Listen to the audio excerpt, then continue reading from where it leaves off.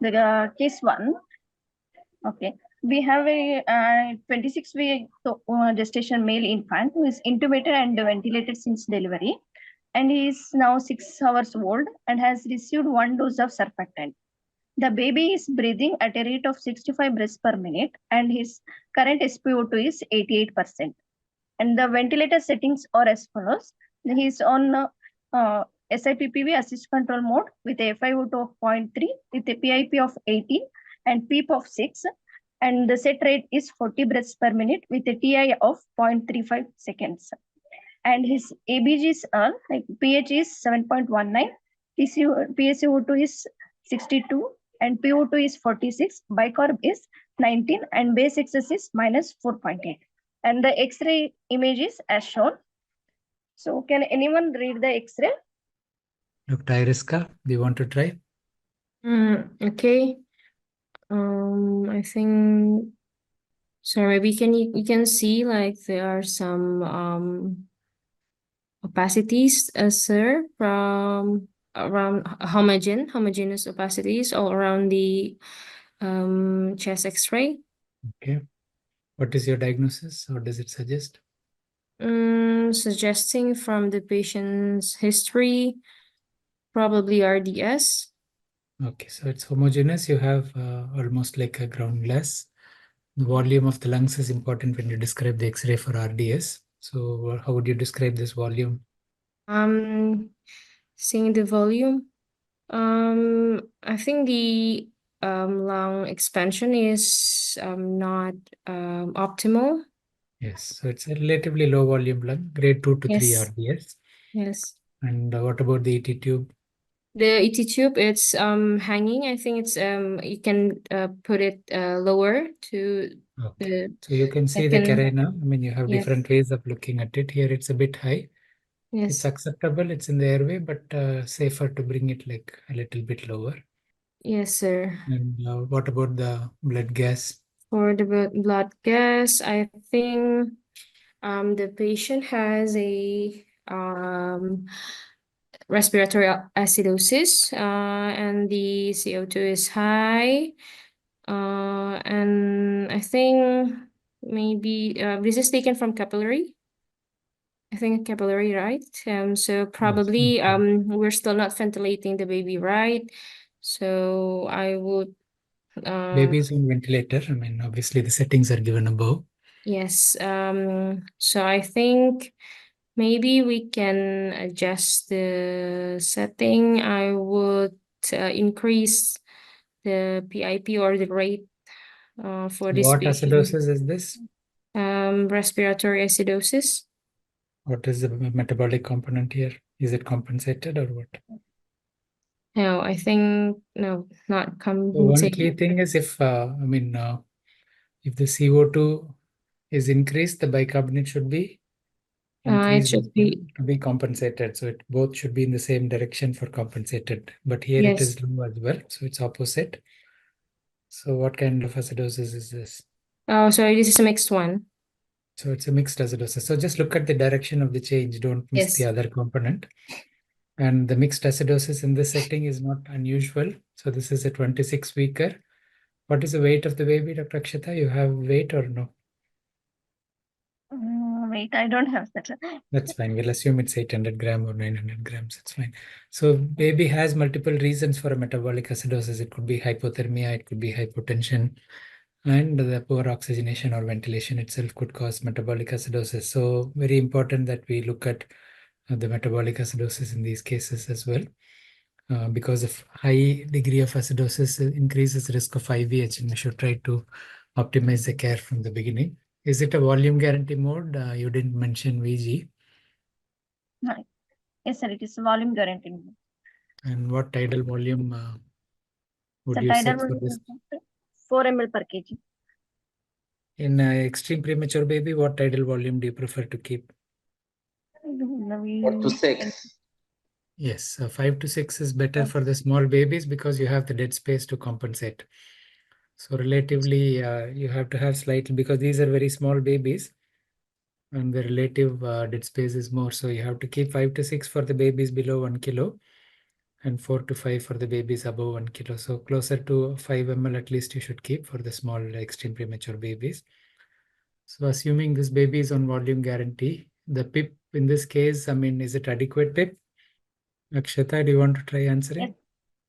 So For this since X-ray, do you think the PIP is adequate? PAP has to be increased there because the we have the PSU2 retention is there, and also Okay. for the to wash out we have to increase the PIP. Okay. So the PEEP is already 6, so you don't want to increase the PEEP more. You already gave surfactant, but it's 6 hours since the dose. So obviously, whether you increase the PIP and then review volume guarantee, make sure the adequate volume is set. This is assist control mode. So Dr. Talib, what do you think about the rate? We have PCO2, it's a little bit high. We know we can have a PCO2 about 50 or 55. It's normal for preterm baby, permissive hypercapnia. But 62, it's a little bit high. I will be increase respiratory rate in this case. This baby is on assist control. So does increasing the rate matter? In what setting will it matter? You are clear about the concept of assist control? So how many breaths are supported in assist control?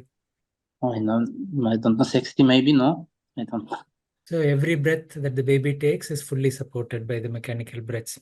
So that is assist control or SIPPV. Okay. So the rate doesn't matter as long as the baby spontaneous rate is reasonable. Increasing the rate on assist control doesn't make a difference unless you go past the baby's own breathing rate. So here a rate of 40 may be adequate, but you have to make sure the eye time and other settings are appropriate. So sorry, I don't read that the baby has a 65. Okay. Okay, the spontaneous breathing rate has to be looked at. If it is more than 40, increasing the rate doesn't change anything. So here you have to, the X-ray is relatively low volume. Again, remember we have discussed before that the X-ray is a point reflection. So we don't know what time this X-ray was done compared to the current condition of the baby. Of course, you go by the parameters of the blood gas and the oxygenation more than the X-ray if the X-ray was done in the beginning. Was the X-ray before the first dose of surfactant or after the first dose, Dr. Akshatha, do you know? This is after the first dose of surfactant. Okay. So here it is symmetrical on both sides. Otherwise, sometimes the ineffective surfactant delivery can be a factor.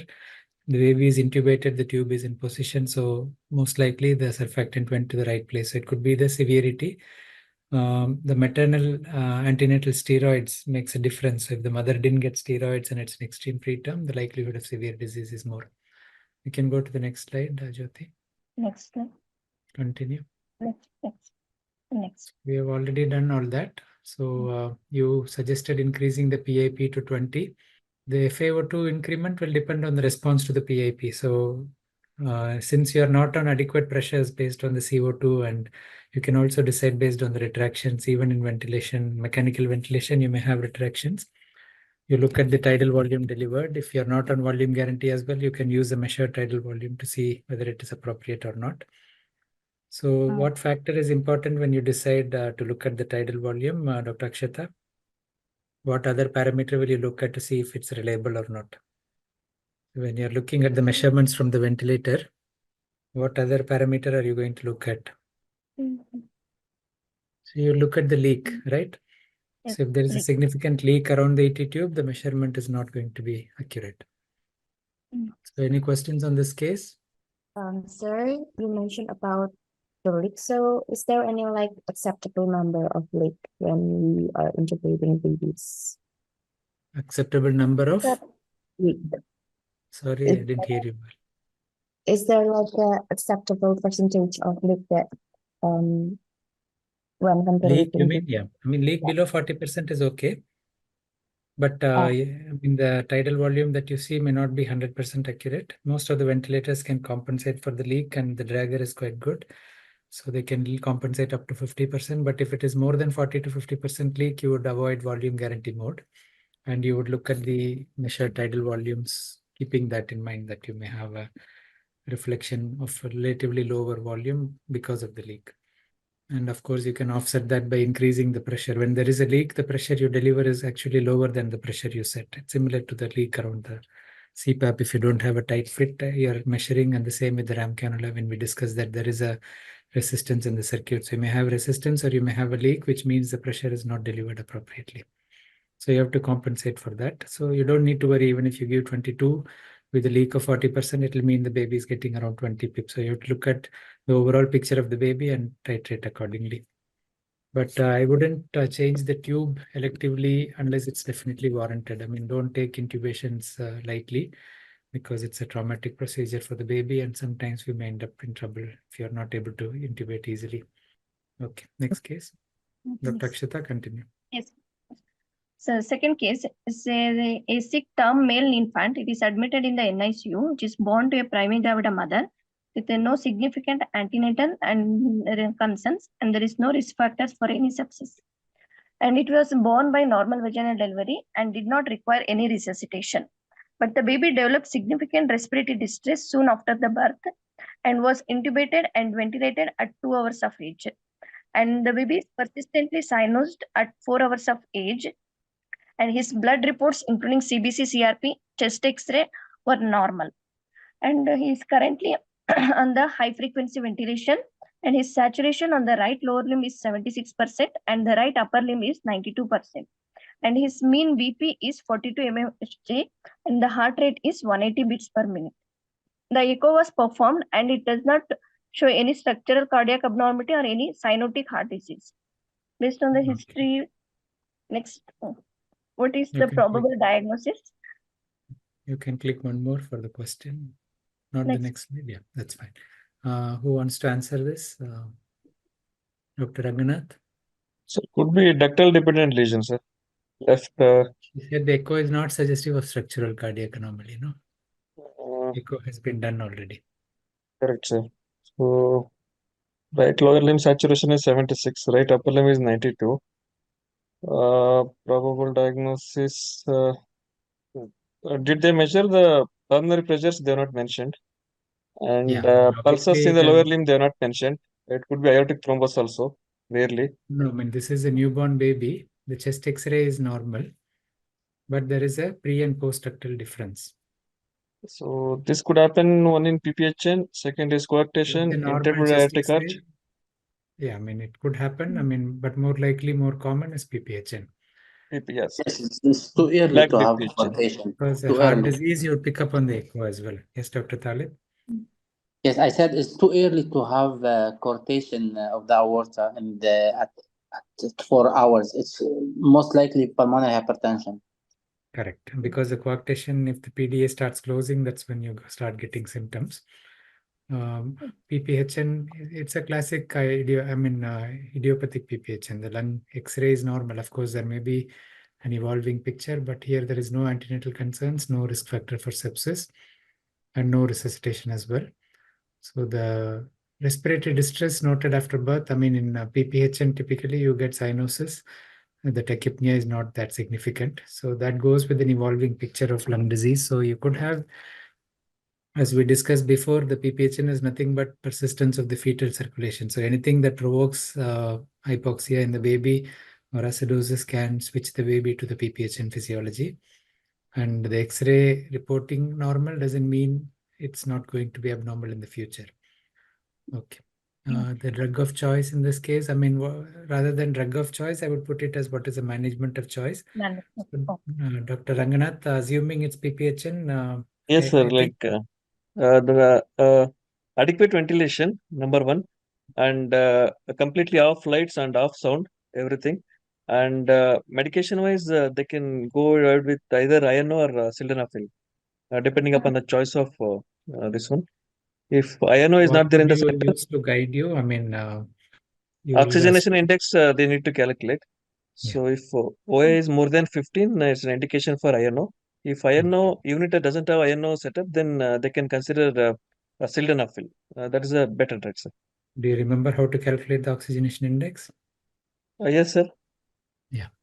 It's, should I tell, sir? Yeah, please. It's a FiO2 into mean divided by PaO2. Mean airway pressure, yeah, map. Yes, sir. Yeah.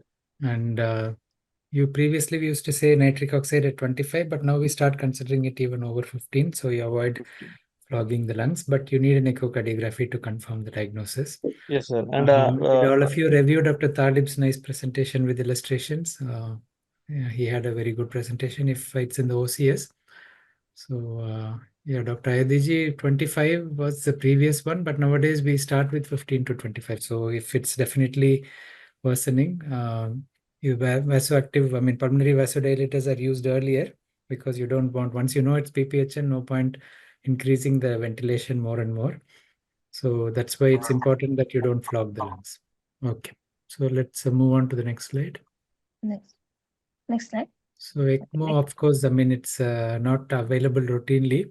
And so it depends on where you work and where you have the facilities, whether it's possible to transport the baby. Even nitric oxide, I think many of the centers in India don't have. But anticipate if you have problems, transfer early, coordinate well with the transport team. So we discussed earlier about milrinone and sildenafil, where you don't have nitric oxide. Again, echocardiography to monitor and careful assessment of the systemic blood pressure, use of inotropes appropriately is important. Okay, continue with the next slide. Next. So the third case, you are called to revive a 4-hour-old 25-week infant who is ventilated for the respiratory distress syndrome. And prior to this episode, she was in 30% oxygen on SIPP plus VG mode and needed pressures of 20/6 to obtain a tidal volume of 4 ml per kg. And she was maintaining at 100% of oxygen, and ventilator is now alarming due to the maximum pressure limit which is being reached, which is set to 25 centimeter of water.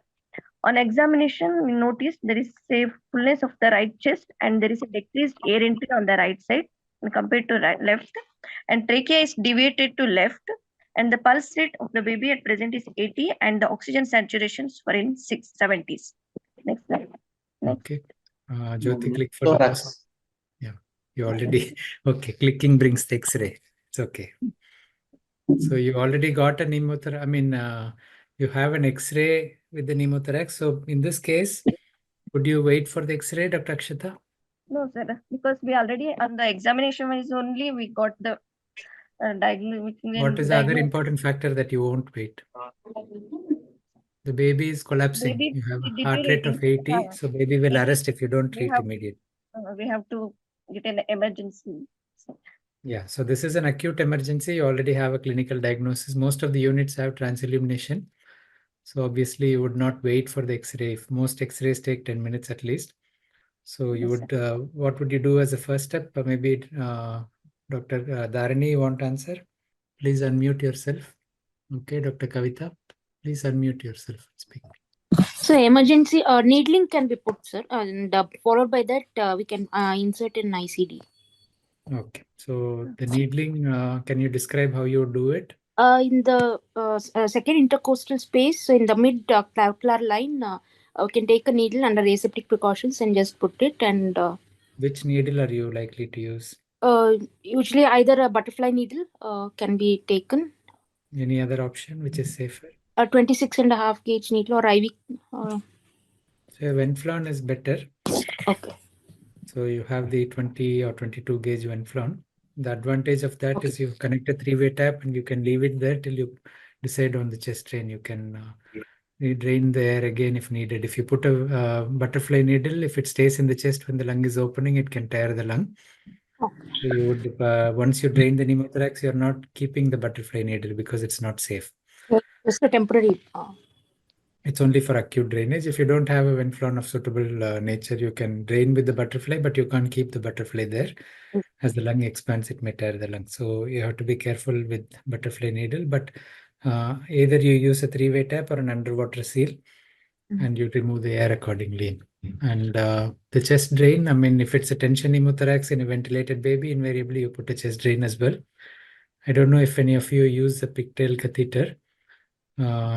But mostly, are you using a trocar or a pigtail catheter in India? Trocar we are using, sir. Number 10, number 12. So on the left side, you have to be very careful. Always do the blunt dissection before you put, because you're going to use inadvertent force.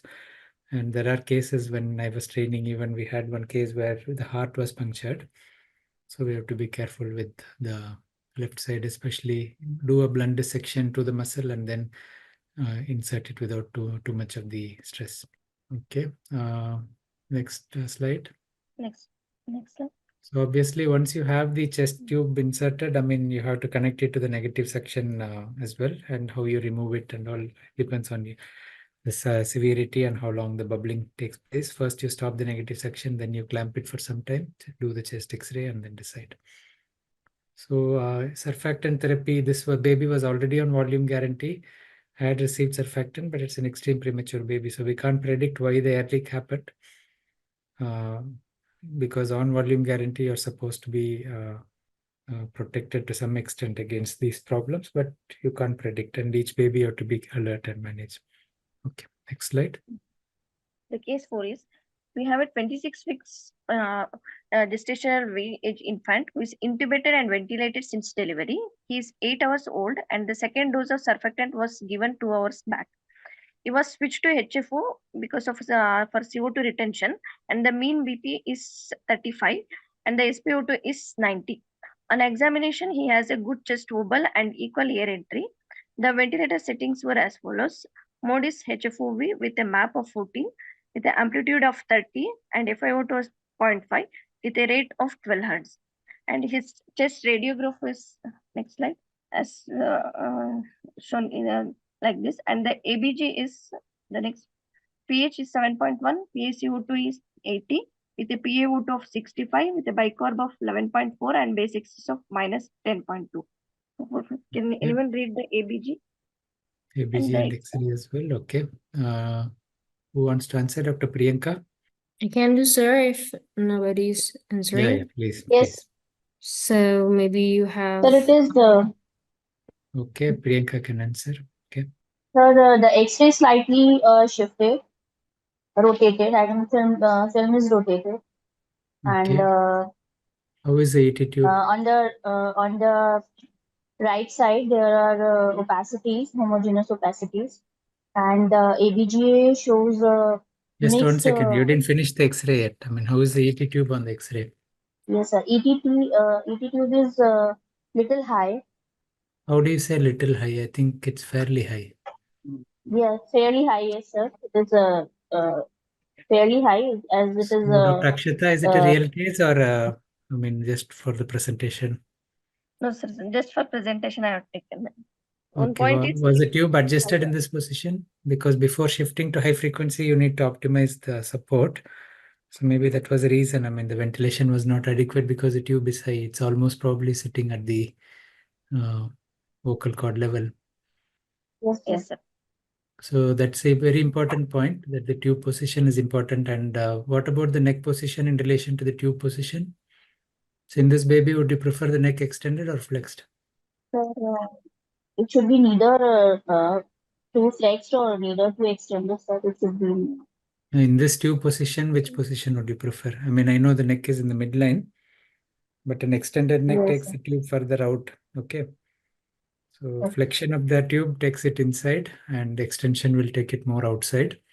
This tube is Yes, sir. already high. So primary reason, if it is the same baby as being discussed, then the tube position itself could explain. So before you escalate your settings, you need to adjust the tube first. So look at these aspects carefully. What about the feeding tube? Are you comfortable with the feeding tube position? But No, it is maybe. slightly lower. So it's a little bit high as well. If what I think is a tip, I mean, I don't know whether the end is here or it's a artifact. We need to check on the system. But if it is just at the start of the bubble, then it needs to go in. But there is a little artifact going down also. So we need to check on the system and clarify. So I'm not sure which Yes, exactly is the tip of the feeding tube. So the X-ray is like RDS, but the tube is high. That's the most important finding here. The ET tube is high. You're talking of a baby with difficult ventilation. So the first step in this case is to push the tube in to the right position. So, yeah. Sorry, doctor. There is no umbilical line, yes? I don't see the umbilical line. That's okay. I mean, there's no umbilical line. That's fine. I mean, it depends on the setting and maybe they have a PIC line from the leg. Anyway, that's different, not part of the discussion. The blood gas now, Dr. Iriska, do you want to take the blood gas? Okay, Am I so saying your name correct? I mean, is it Iriska or? it's Ireska. Iriska, sorry. Yeah. Okay, it's okay, sir. I think this one should be a mixed acidosis. Okay. So I can see that there's some You grade CO2 it? retention. Would you grade the severity? I'm not sure, sir. It's severe, isn't it? pH is low, both. Yes, I mean, laser- yes, it's severe, yes. So it needs urgent intervention again. And in this case, obviously, baby is on high frequency. What changes would you suggest? You have both metabolic acidosis, which is significant, and respiratory acidosis. Of course, you would correct the respiratory component because the pH is below 7.2. So you want to correct Yes. it, and you would correct the I think metabolic I component. would Yeah. try to change the setting. Maybe this is a 26 weeker, so if it's possible, maybe we can increase the amplitude first to 35, or I think the frequency is quite on the lower side for this patient, but if possible, we cannot do any other thing, maybe we can lower the frequency to 11. Probably, I'm not sure about the corner frequency for this one. Okay, Dr. Akshatha. Yes, sir. Since there is both the mixed severe metabolic acidosis and respiratory acidosis. First, regarding to take care of the respiratory acidosis, we will change the respiratory rate of this one. With first, we will begin with 10 hertz. Even if the acidosis will not correct, we can decrease the rate further to 8, sir. And for the metabolic component, we have, like, the baby was already on the inotropes. Like we have to see the inotropic support, that it is properly getting. Okay, and the fluid balance as well. So is it necessary to switch over? So if you had picked up the tube problem, maybe you would not have switched over. It's reasonable to switch over, but if the tube was high and you're not getting the right ventilation, maybe you could have adjusted the tube first. So that would have been your first step as well. Next slide. Next slide. And the last case. Yeah, continue. We can't hear you, Dr. Akshatha. So can you hear me now? Yeah. Hello. So you are asked to evaluate a newborn 1 hour of age with a respiratory distress, and you find there is a copious elevations and there is a fullness of abdomen with a bilateral noisy sounds in the chest, and you immediately shift the baby to an ICU and get a chest X-ray. The X-ray is as follows. And what is that X-rays finding? Continue. Yes. So X-ray, there is a coiling of the nasogastric tube in the throat. So it is most likely suggestive of the tracheoesophageal fistula. The next slide. So you want to say anything more? Nothing. Okay. So any comments on any of these cases? Well presented, Dr. Akshatha. Very interesting and